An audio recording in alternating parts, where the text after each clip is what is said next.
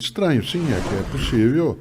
Eu, em vários momentos da minha atividade, quando eu olho para trás e vejo alguns tempos ou me ouço, né, em algumas situações daquilo que falava, o mundo digital favoreceu muito a gente poder se ouvir de novo. Os registros Diz, são nossa, todos como lá, é que né? eu dei esse passo ou esse caminho, né? Ele não deveria ter, olhando alguns momentos, situações em que, né, eu nunca me esqueço de uma circunstância que jamais eu repeti, falta, claro, ali de experiência, depois de muito tempo, em que para especificar numa conversa numa sala o que era uma coisa fofa, porque eu estava dando exemplo de coisas que você não consegue entender intelectualmente. Ou você tem o experimento, por exemplo, eu não consigo ensinar para você o gosto de uma laranja. Tá. Certo? Você dirá, não, mas é parecido com o quê? Certo? Ou tem a experiência empírica, né, concreta, e aí é uma redundância, mas é necessário, ou não tem como. E eu fui explicar o que é uma coisa fofa, né? Ou você faz o gesto, ou você entrega, mas o gesto não especifica. E ao fazê-lo, eu segurei no braço de uma pessoa que estava à minha frente. Por exemplo, né, você tem um braço fofo. Pega na barriga da pessoa. Isso. Você é fofo. Mas foi absolutamente... Era a primeira pessoa que estava na minha frente. Né? Não havia nenhuma intenção. Aquilo produziu nela um desconforto tão grande. Era alguém com quem eu tinha, na pessoa. Né? Porque eu não tinha notado que ela tinha mais obesidade até, né, do que ela admitia para ela mesma, ou para ele mesmo, no caso. Né? E aquilo ofendeu a pessoa. Soou como se você tivesse dizendo... Aquilo a ofendeu. Aquilo, da minha parte, foi uma desatenção, né? Eu não ter prestado atenção. Porque você poderia dizer assim, eu não notei que você era gordo, o que é pior ainda, né? E eu falei sem pensar, falei, então não faça isso. Então, é claro que um intelectual pode sim cometer disparates, né? Pode ser capaz de coisas que não deve, na prática, né, e na escrita. Agora, já que você entrou nesse exemplo especificamente, eu acho que esse exemplo quer dizer mais do que isso. Isso acontece geralmente na comunicação, em todos os cantos.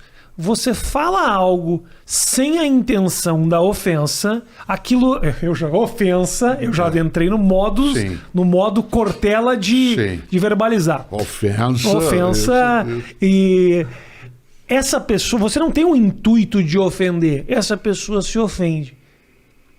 Como é que você faz para controlar isso? Porque, por exemplo, você não é culpado dessa pessoa ter os seus traumas, de ela ter sua vivência, de ela absorver aquela informação de maneira que a agrida. Você não tem responsabilidade sobre isso, sobre nenhuma no teu gesto. Isso acontece geralmente na comunicação. Quando eu faço um comentário, uma piada, uma conversa no casal que briga, eu não quis dizer isso. Aí daqui a pouco essa pessoa se ofende porque ela tem, né, um background, ela tem informações que faz com que ela assuma uma interpretação.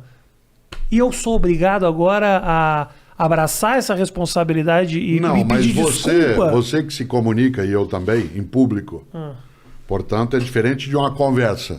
Mas acontece nas conversas também. Claro, também. Mas na conversa você normalmente consegue refazer, porque você vai ter uma convivência com a pessoa, sim, em tese que você vai, né, reatar, né, juntar os caquinhos, sim, e colá-los outra vez. Você não tem que se subordinar a isso, mas tem que levar em conta. Eu tenho de levar em conta, eu não tenho que me subordinar, eu não tenho que me calar, né? Eu não preciso silenciar aquilo que eu vou fazer, mas eu preciso levar em conta que eu posso estar mexendo com suscetibilidades que, embora eu não seja responsável por ela ser daquele modo, eu posso machucá-la. Mas se eu puder evitar fazer isso, né? Há coisas que não estão na minha consciência. Quando eu vou falar sobre um tema determinado, quando eu vou escrever sobre um assunto que eu sei que ele tem arestas, eu tenho que redobrar meu cuidado. Mas aí eu te pergunto, Cortella, desculpa te interromper, isso não acaba te tolhindo, te cerceando? Não me torna mais criativo. Vou lembrar algo, o que eu vou falar é aquilo que se chama de argumento de autoridade por causa da idade. Tá bom. Não tem a ver, né? Você não vivenciou, né? Você pegou uma parte, você nasceu durante a ditadura militar empresarial no Brasil. Isso. E não pegou a censura daquele momento. Não. Governamental, não.